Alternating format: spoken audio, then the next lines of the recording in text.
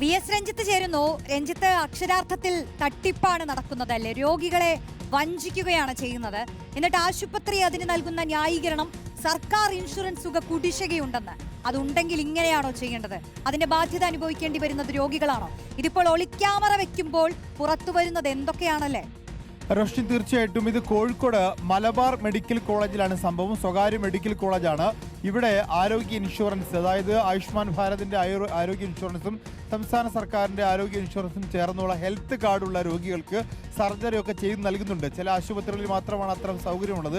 ഈ ആശുപത്രികൾ ഈ ഹെൽത്ത് ഇൻഷുറൻസിന്റെ തുക കുടിശ്ശികയുണ്ട്, ഞങ്ങൾക്ക് കൃത്യമായി കിട്ടുന്നില്ല എന്ന കാരണം പറഞ്ഞ് ഇവിടെ പ്രവേശിപ്പിക്കപ്പെടുന്ന രോഗികളിൽ നിന്ന് 10,000-വും 15,000-വും ഒക്കെ ഓരോ സർജറിക്കും, ഓരോ ശസ്ത്രക്രിയയുടെ തോതനുസരിച്ച് വാങ്ങിക്കൊണ്ടിരിക്കുന്നു. വളരെ കാലമായി മലബാർ മെഡിക്കൽ കോളേജിനെതിരെ ഇത്തരത്തിൽ പരാതികളുണ്ട്. ഇപ്പോൾ അത് രോഗികളിൽ നിന്ന് നമ്മൾ ഒരു പരാതി ആവശ്യപ്പെടുമ്പോൾ, അവരിൽ നിന്ന് ദൃശ്യങ്ങൾ തെളിവുകളായി ആവശ്യപ്പെടുമ്പോൾ പലർക്കും നൽകാൻ സാധിക്കാറില്ല. ഇപ്പോൾ ഒരു രോഗി ഇതേ രീതിയിൽ പരാതിപ്പെട്ടപ്പോഴാണ് നമ്മൾ അവരിൽ നിന്ന് ഇത്തരത്തിലൊരു വീഡിയോ തെളിവായി, പ്രൂഫായി ആവശ്യപ്പെട്ടത്. അവർക്ക് ഒരു ചെറിയ ബില്ലും കൊടുക്കുന്നുണ്ട്. പക്ഷേ എന്തിനാണ് ഈ ബില്ല്, ഏത് തുകയാണ്, എവിടെയാണ് ഇത് ഈടാക്കുന്നത്, എന്തിനു വേണ്ടിയാണ് ഈ തുക ഈടാക്കാൻ ചോദിക്കുമ്പോൾ അവർക്ക് മറുപടിയില്ല.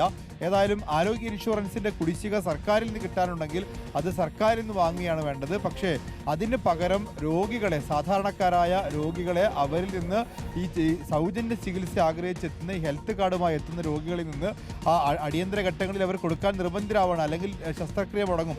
ഈ ഘട്ടത്തിൽ 15,000-വും 20,000-വും 30,000 രൂപയൊക്കെ ഓരോ ശസ്ത്രക്രിയ രോഗികളിൽ നിന്ന് പിഴിഞ്ഞെടുക്കുകയാണ്.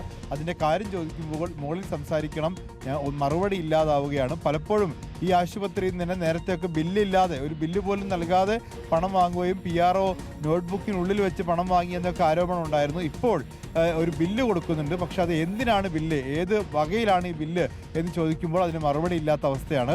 ഏതായാലും ആരോഗ്യ ഇൻഷുറൻസിൻ്റെ തുക കുടിശ്ശികയുണ്ടെങ്കിൽ അത് ആശുപത്രിയിൽ കിട്ടേണ്ടതാണ്. പക്ഷേ അതിൻ്റെ ബാധ്യത, അതിൻ്റെ ഭാരം അനുഭവിക്കേണ്ടത് സാധാരണക്കാരായ രോഗികളല്ല. Yes, VS. രഞ്ജിത്താണ് വിവരങ്ങൾ നൽകിയത്. രഞ്ജിത്ത് പറഞ്ഞതുപോലെ സാധാരണക്കാരായ രോഗികൾക്ക് മേലാണ് ഇത്തരത്തിലുള്ള തട്ടിപ്പും വഞ്ചനയും ചതിയും ഒക്കെ നടത്തുന്നത്. ഇതിന്റെ ഉത്തരവാദികൾ വളരെ വേഗത്തിൽ തന്നെ ഇതിന്റെ കാര്യമായ തീരുമാനങ്ങൾ, നടപടികൾ ഇതിലെടുക്കണമെന്നുള്ളതാണ് പറയാനുള്ളത്.